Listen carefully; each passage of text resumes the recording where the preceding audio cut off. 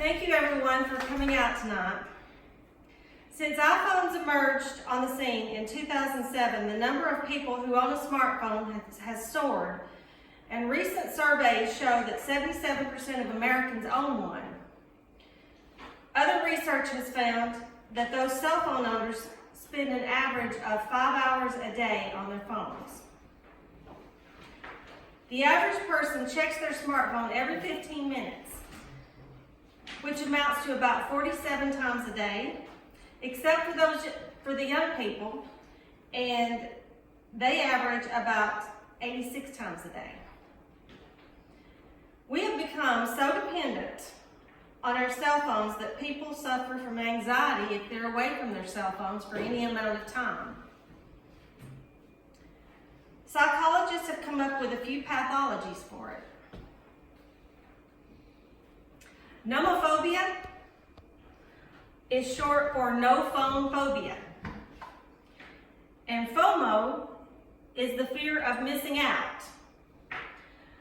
And this means the anxiety. This is what psychologists have come up with to describe the anxiety people feel and the fear people have of being without their cell phone. There's also textophrenia and ringxiety, which is the false sensation of having received a text message or call that leads to constantly checking the device. Texxiety is the anxiety of receiving and responding immediately to text messages. And we have phantom cell phone vibration syndrome. And that's when you think you feel your cell phone vibrating, but you check it and see that it was only a false alarm. Our cell phones have taken over our lives so much that we mindlessly use them in places where we shouldn't. And we have allowed these devices to become a mechanism for bad behaviors. We have all witnessed rude cell phone behavior at some point. Have you ever been in checkout behind someone who is on their phone, engaged in a conversation throughout the whole process, even when the cashier is trying to ring them up and give them back their change? You see this kind of behavior at the office, at the airport, at the movie theaters, even at weddings and funerals. And one example I can remember is when my youngest son graduated, there was someone about 3 bleachers above us, and she was on her cell phone talking really loudly for about 3/4 of the ceremony. And it was very distracting. And there's a word for this type of behavior. It's called selfish, which is an individual who talks on their cell phone, even when doing so is rude or inconsiderate to other people. You know, I've read that there's even a push to make safe cell phone allowable on airplanes. Can you imagine sitting next to someone who's talking on a cell phone for the whole flight? I'd rather have a crying baby any day. People even chat over the phone in public bathrooms. Consider this. Researchers in the UK found that out of 780 swab samples from phones and hands that have been exposed to restrooms, 16% of both were contaminated with E. coli, which is a bacteria that comes from fecal matter. You may wash your hands, but it kind of defeats the purpose once you pick up your cell phone and you've got all those germs on your hands again. Smartphone misuse has grown in the workplace also. Employees just can't put their cell phones down they can't put them down long enough to focus on their jobs. In studies, 75% of people admit that their smartphone is no more than 5 minutes away from them at any given time of the day. Or 5 feet away, I'm sorry. The temptation is just too great, and it becomes more important to see what your friends and family are doing than to do the tasks that are your job responsibilities. Honestly, there's nothing more disrespectful than for someone to have a meeting and the presenter to be in front of a group talking and everyone is looking at their cell phones. So, does this look familiar to anyone?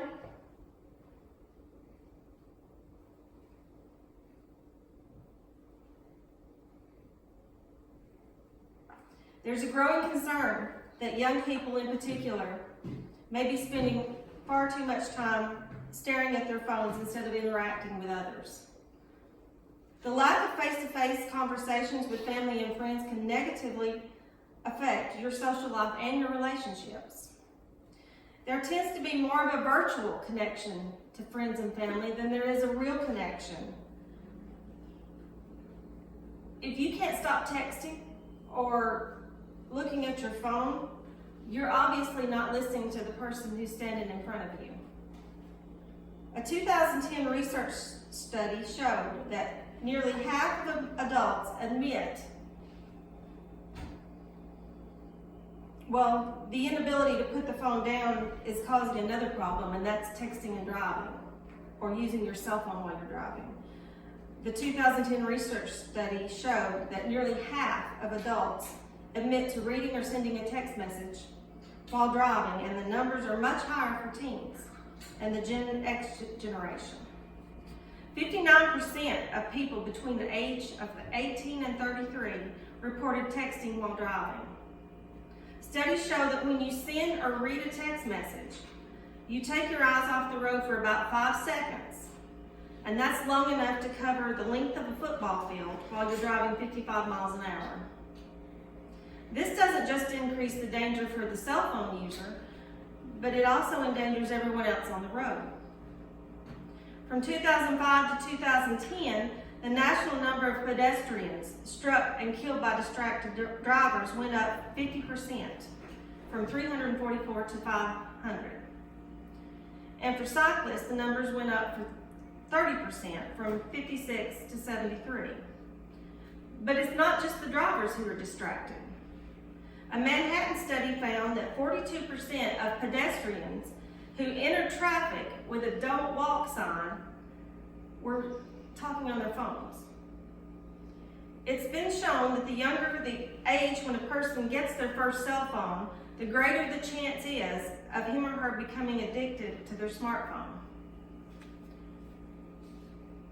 Smartphone addiction is reaching epidemic levels, and more businesses and governments are enforcing measures to combat it. Restaurants are answering the demand and implementing no-sell zones. Some of them are even offering discounts to people who leave their cell phones with the receptionist or the hostess. Some airports now offer cell-free zone lounges. And in an effort to decrease driving fatalities, effective July 1st, Tennessee became the 19th state to ban handheld devices while driving.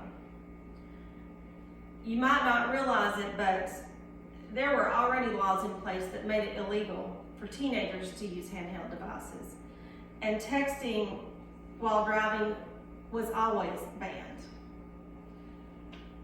These are steps in the right direction, but the key to behavior changes lies with the cell phone abusers. If checking and rechecking your phone comes as natural to you as breathing, or you have anxiety attacks when it's not nearby, you might be addicted. There are some things that you can do to overcome your addiction.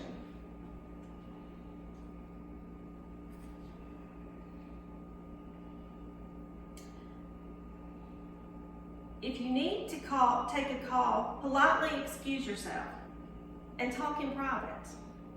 No one needs to hear your conversation except the person who's on the other end.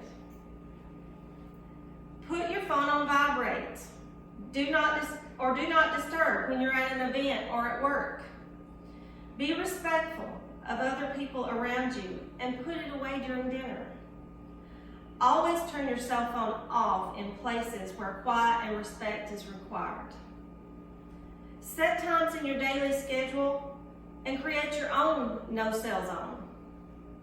As you gradually become less dependent on it, try leaving it in your purse or your car, and maybe even eventually you can leave it at home for a day. The world is not going to fall apart if you're without it for longer than 5 minutes. And if someone has an emergency, there are many other ways for them to contact you.